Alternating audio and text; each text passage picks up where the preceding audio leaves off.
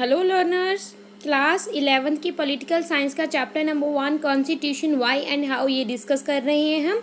इस चैप्टर में हम डिस्कस कर रहे थे कि constitution, how Indian constitution made, तो इंडियन कॉन्स्टिट्यूशन कैसे बना।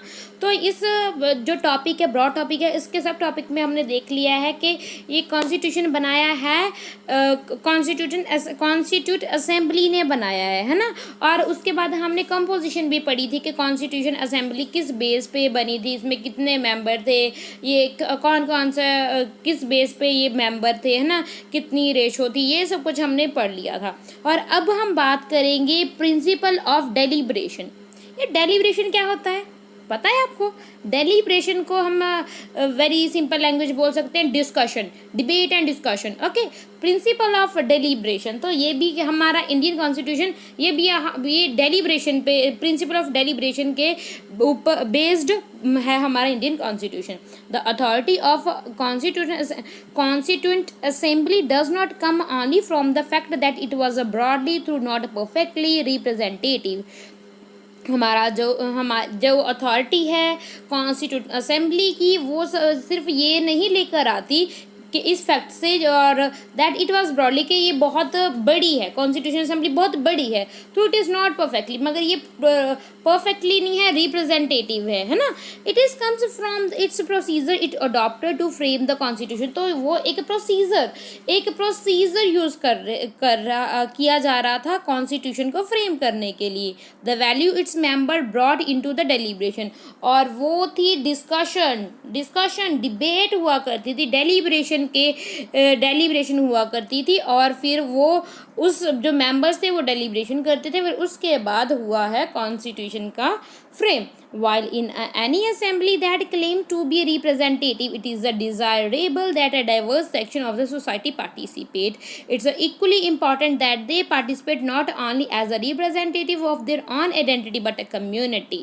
तो अब देखो, हमने बात की थी ना कि जो कॉन्स्टिट्यूशन असेंबली थी उसको ये 3 पार्ट्स में डिवाइड किया था, किसमें, सिख, मुस्लिम एंड जर्नल में, है ना। बात की थी ना हमने प्रीवियस जो लेक्चर हुए थे उसमें। तो भाई अब देखो, तो भाई वो जो पर्टिकुलर जो चुनकर आ रहा है प्रोविंसेस लेजिस्लेटिव मेंबर हो सकते हैं हम, वो जो चुनकर आ रहा है वो रिप्रेजेंट कर रहा है, उसकी आइडेंटिटी है वो रिप्रेजेंटेटिव है, वो एक पर्टिकुलर कम्युनिटी को रिप्रेजेंट करता है ना। Each member deliberate upon the constitution with the interest of the whole nation in his mind. मगर फिर भी चाहे वो एक पर्टिकुलर कम्युनिटी को रिप्रेजेंट करता है, मगर उसके दिमाग में अपने नेशन को, वो उसके जो इंटरेस्ट होने चाहिए ना, वो पर्टिकुलर जो भी वो प्रोविंसेस असेंबली का मेंबर है, उसका जो इंटरेस्ट है वो होल नेशन होना चाहिए, यानी कि वो उसको सभी नेशन के, पूरे देश के बारे में सोचना होगा, ना कि सिर्फ अपनी पर्टिकुलर कम्युनिटी के बारे में। There were often disagreement among members but a few of this disagreement could be traced to member protecting their own interest. तो भाई क्या, तो ऐसा भी हो सकता है, डिसएग्रीमेंट भी हो सकता है मेंबर्स में, जो मेंबर्स हैं उनमें ऐसा नहीं है भी भाई कोई भी बात है सब ने मान ली, तो भाई कोई एग्री कर लेगा, कोई नहीं एग्री करेगा, तो ऐसा ही होता है ना। तो but few of this disagreement, जो ये डिसएग्रीमेंट कर रहे हैं वो ऐसा भी हो सकते हैं, वो इसलिए डिसएग्री कर रहे हैं क्योंकि वो उनके जो खुद के इंटरेस्ट हैं, जो उनकी कम्युनिटी के इंटरेस्ट के खिलाफ हैं, उनको वो अपनी प्रोटेक्ट करने के लिए, अपनी कम्युनिटी को प्रोटेक्ट करने के लिए वो डिसएग्री कर रहे हैं, ऐसा भी तो हो सकता है।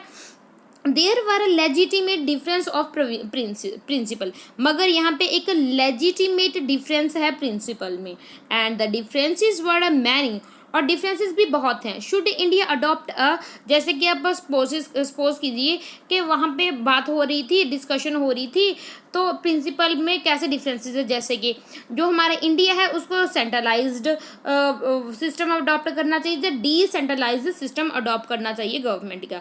सेंट्रलाइज्ड और डिसेंट्रलाइज्ड का मतलब क्या है? सेंट्रलाइज्ड यानी कि एक ही सेंटर सरकार होगी, जैसे कि अब है एक सरकार होगी, केंद्रीय सरकार होगी, और उसी को सबसे ज़्यादा पावर दी जाएगी। और कुछ ऐसा थे यानी कि सेंट्रलाइजेशन यानी कि सेंटर ज़्यादा पावरफुल होगी और स्टेट गवर्नमेंट इतनी नहीं होगी। डिसेंट्रलाइजेशन मतलब हमें सेंटर को इतनी पावर नहीं, तो ये स्टेट्स को इतनी ज़्यादा पावर देनी है, तो इस पे बात हो रही थी। तो क्या कौन सा अडॉप्ट करना चाहिए, what should be the relation between the states and the centre, तो स्टेट्स एंड सेंटर में किस तरह के रिलेशन होने चाहिए, what should be the power of judiciary, judiciary की कितनी पावर होनी चाहिए, जुडिशरी के पास कितनी पावर होनी चाहिए, should the constitution protect property right, क्या जो कॉन्स्टिट्यूशन है उसको जो प्रॉपर्टी राइट्स हैं उसको प्रोटेक्ट करना चाहिए। Almost every issue that lies at the foundation of the modern state was discussed with a great sophistication. तो भाई कोई भी लॉ बना है हमारे इंडियन कॉन्स्टिट्यूशन का, वो एक डिस्कशन के बाद ही बना है। कोई भी जो इशू था, हर एक इशू के ऊपर डिस्कशन होती थी, डेलिब्रेशन होती थी। Okay, only one provision of the constitution was passed without virtually any debate. सिर्फ भाई सभी पे, ये जितने भी थे ना, इन पे ना बहुत ज़्यादा डिस्कशन होकर बाद में इनका पर्टिकुलर डिसीजन लिया गया है, मगर सिर्फ एक ऐसा डिसीजन है जिसके ऊपर किसी ने कोई भी डिसएग्रीमेंट नहीं किया, the introduction of the universal suffrage. Universal suffrage यानी कि बिना किसी भेदभाव से सभी को वोट का अधिकार देना, इस पे किसी ने डिसएग्रीमेंट नहीं दिखाया। Okay, meaning all the citizen reaching a certain age, तो वो एक पर्टिकुलर एज पे, एक सर्टन एज पे पहुंचकर तो वो उनको वोट दिया, वोट का अधिकार मिलेगा, इर्रिस्पेक्टिव, बिना कोई उनके साथ डिस्क्रिमिनेशन किए, रिलीजन, कास्ट, एजुकेशन, जेंडर और इनकम का को ना देखते हुए सभी को बराबर अधिकार दिया जाएगा वोट का। So while the member felt no need of at the discussion issue of who should a right to vote, तो भाई ये उनको लग रहा था इस पे तो भाई कोई भी है ना, ये तो कोई इशू नहीं है, इस पे तो कोई भी है ना डेलिब्रेशन नहीं होनी चाहिए। Everyone other matter was seriously discussed and debated, तो ये तो भी सबको मिलना चाहिए, इस पे इतना डिबेट नहीं हुआ, तो इसको तो सबने ही एक्सेप्ट कर लिया था, और बाकी जो डिबेट थे सीरियसली उन पे डिस्कशन हुई, डिबेट्स हुई। Nothing can be better testament of the democratic constitution of this assembly, यानी कि हर एक जो भी कानून बनाया गया है हमारे इंडियन कॉन्स्टिट्यूशन में, उसको एक बेटर टेस्टामेंट में, मतलब उसको अच्छे से टेस्ट किया है, उसके बाद बनाया गया है हमारी इंडियन कॉन्स्टिट्यूशन को असेंबली ने, ये कॉन्स्टिट्यूट असेंबली ने। The constitution draw its authority from the fact that member of the constitution assembly engaged in what one might call public reason. तो ये पब्लिक रीजन क्या होता है ये भी बताऊंगी मैं आपको। तो भाई कोई भी अगर कोई डिबेट करता है, कोई भी कॉन्स्टिट्यूट असेंबली का जो वो कुछ अपना पक्ष रख रहा है, कोई वो डिसएग्री कर रहा है या एग्री कर रहा है, तो उसको पब्लिक रीजन देना होगा। The member of the assembly placed a great emphasis on the discussion and reason argument। तो वो emphasis किया जाता था कि अगर आपने कोई डिस्कशन करनी है, डिस्कशन होगा, emphasis होगा, और वो भी reasoned argument, तो यानी कि आप उसके आपकी आर्गूमेंट में दम होना चाहिए, तर्क होना चाहिए, रीज़न होना चाहिए।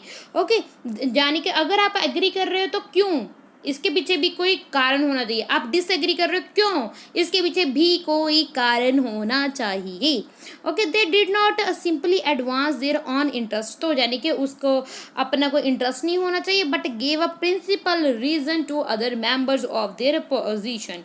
The very act of a giving reason to other makes you move away from the simply a narrow concentration of your own interest, because you have to give a reason to other to make them go along with your view point. यानी कि अगर कोई भी, वही बात है ना, क्योंकि ऐसा है, आप इस तरह का आर्गूमेंट होना चाहिए, आपका ऐसा रीज़न होना चाहिए, ऐसा पब्लिक रीज़न होना चाहिए कि ताकि जो और मेंबर्स हैं ना इस असेंबली के, वो भी आपका जो पॉइंट है, पॉइंट ऑफ व्यू के साथ जाएं, तभी साथ जाएंगे अगर उसमें कुछ दम होगा, बात में कुछ तर्क होगा। इसीलिए व्यू पॉइंट, दूसरों के व्यू पॉइंट को अपना मतलब अपनी तरफ लेने के लिए क्या करना होगा, रीजनेबल वो देना होगा, तर्क देना होगा।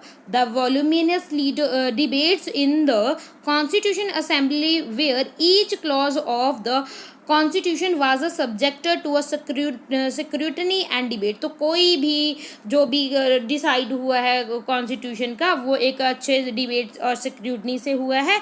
Is the tribute to the public reason, और वो पब्लिक रीजन के बेस्ड पे ही हुआ है, यानी कि विद आर्गूमेंट वो उसको किया गया है, लागू किया गया है एट इट्स बेस्ट।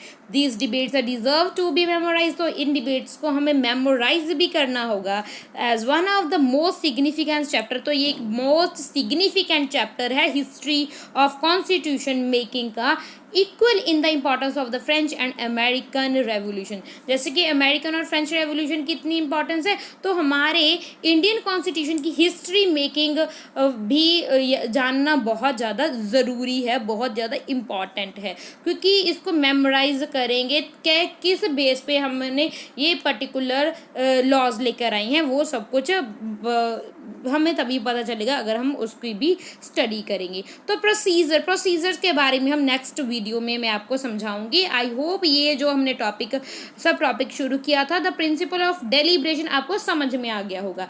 यानी कि कोई भी लॉ बना है ना, वो डिबेट और डिस्कशन के ऊपर बेस्ड बना है, और वो जो डिबेट और आर्गूमेंट है वो पब्लिक रीजन के ऊपर बेस्ड है, तभी लॉ बने हैं हमारे इंडियन कॉन्स्टिट्यूशन के। तो I hope everything is clear to all. Thank you and God bless you.